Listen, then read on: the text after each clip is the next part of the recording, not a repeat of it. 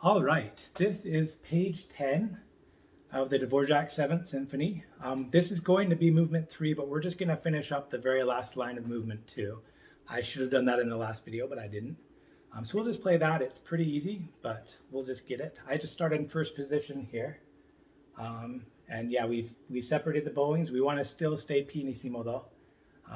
But the change bowings will let us at least have a little bit more movement so we don't run out of the bow. Okay.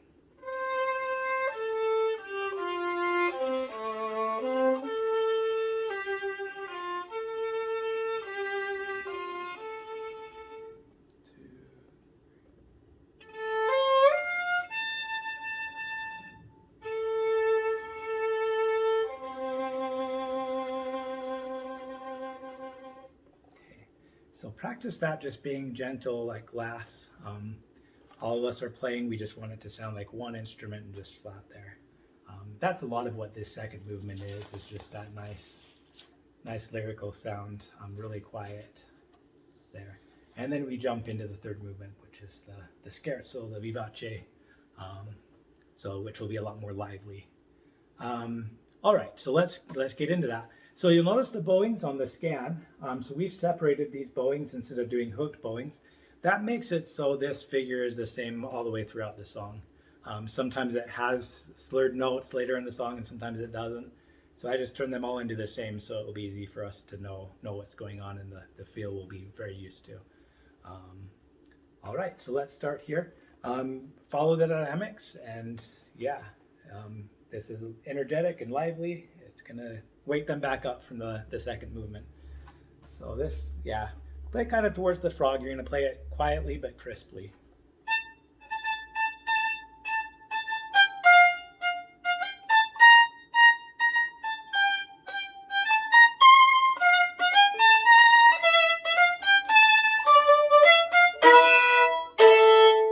Sorry about that, just an A and E. Okay. Yep, so yeah, try and get those accents in there.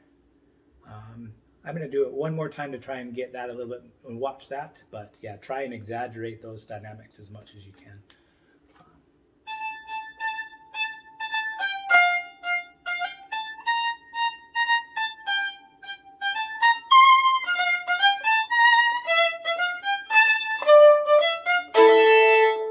Okay, and then going on.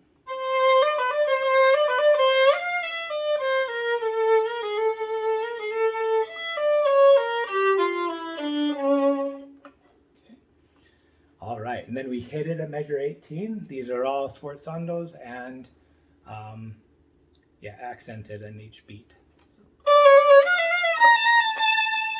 Okay, so I shift up there so that I can keep I don't have to switch strings at all. So it'd be weird to stay in first position. We'd have to play our E string that rings out. Yeah, so that E is what really we're trying to avoid.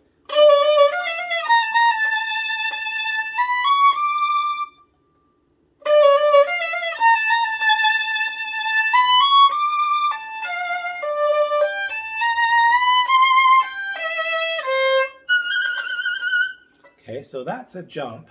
So on that measure 22, you can stay up in third position there, and then your jump isn't too high. You're just having to go back to the E string.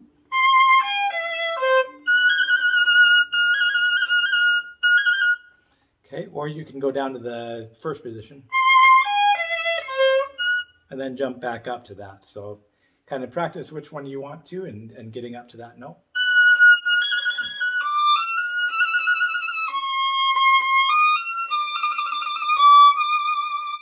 Okay, so there's just a little shift down there to I'll stay without having to go to the A string. So I just shift down here and use my first finger just a little bit lower. Okay, we've talked about anchors before. At A, our anchor is going to be our second finger, so keep it there. Your first time, you're going to kind of reach for that 4.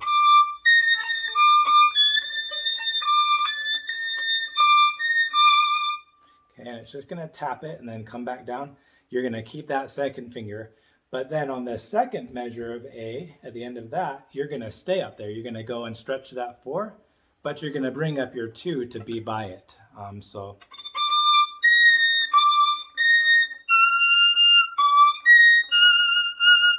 Okay, and it's going fast, so yeah, once you get that, then that's the trick.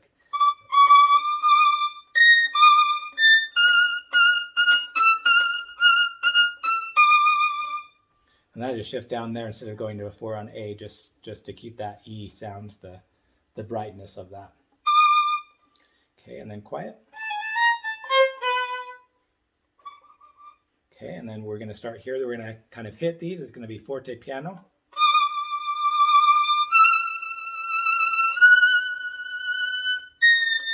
So 2, 3, and then shift up to your second finger.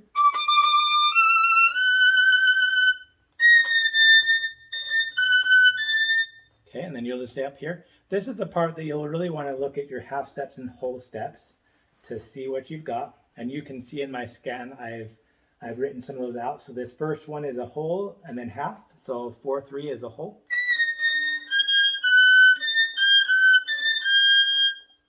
And then I just shift my third finger up. And then my fourth is a little bit higher, and then these are all half steps.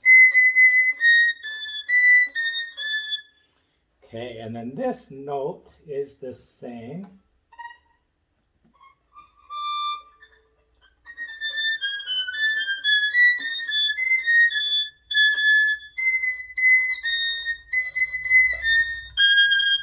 Okay, so I play 4, 4, 3 so that I'm good to come down this scale and end up in third position.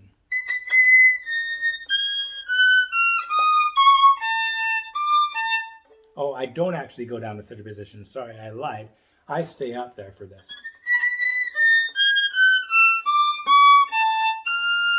Okay, and you'll see that half step between the 1 and the 2.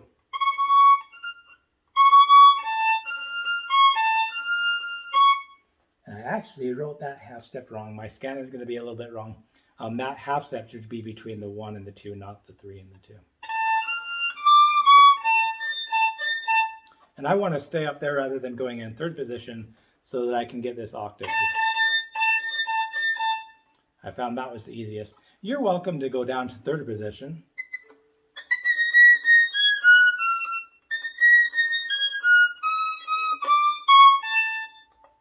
And then shift back up here.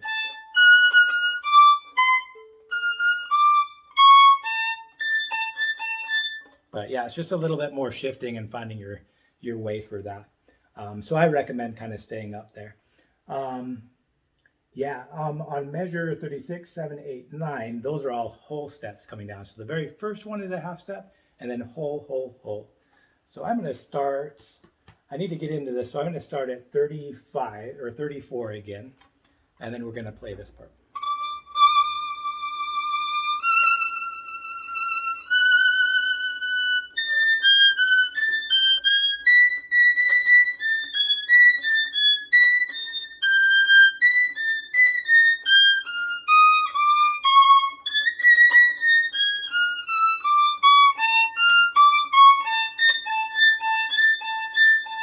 Okay, my mind was wanting me to go down to third position. So I'm going to do that one more time.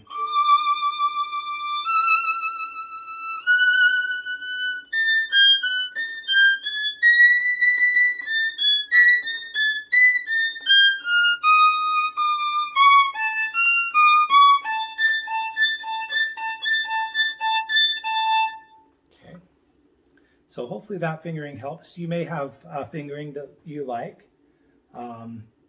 This kind of helps me stay within my point of reference and referencing each other. So with half steps and whole steps. Yeah, and then that gets to those octaves there. All right, so one more time and then I'll go forward to the end of the page.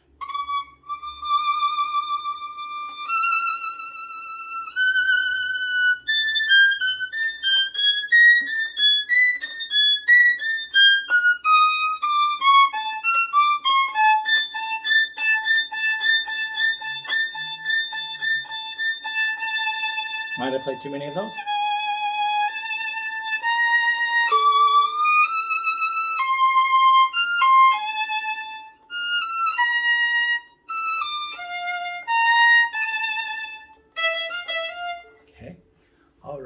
I remembered one more thing that I wanted to do before we end is I'm going to play this an octave lower. It's so hard up there that everything's so close and it's not completely in tune. So maybe playing it down an octave might help me hear it better, and then I can jump back up and do it. So I'm just going to play an octave lower.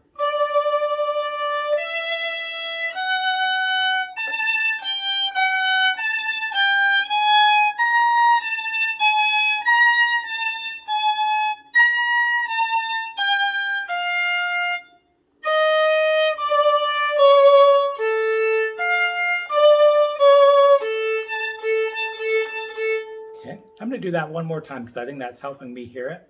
And I'm going to jump up there.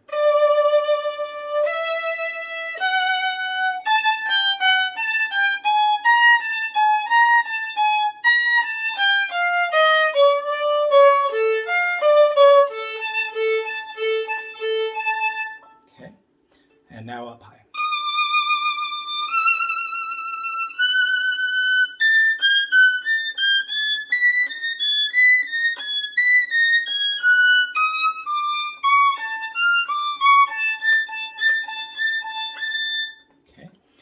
One thing that I might want to do is I may want to check my B flat when I get up to that. So I'm going to play that again, and I'm going to stop on that and then check it. So.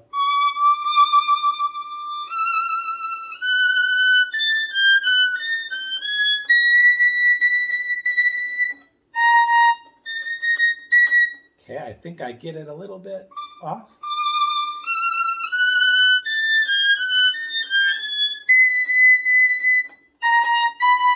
Okay, I'm almost going up to a B on that one, so I need to be careful with that jump.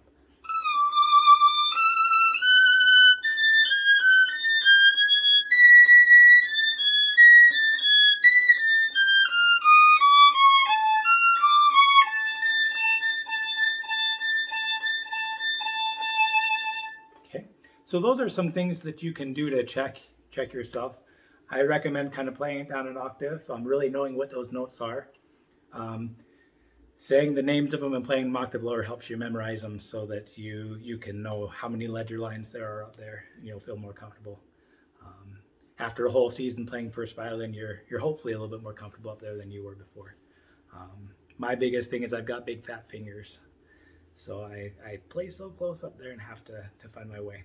All right, so we'll go to the next video. It will be starting at B on page 11. So I will see you on the next one.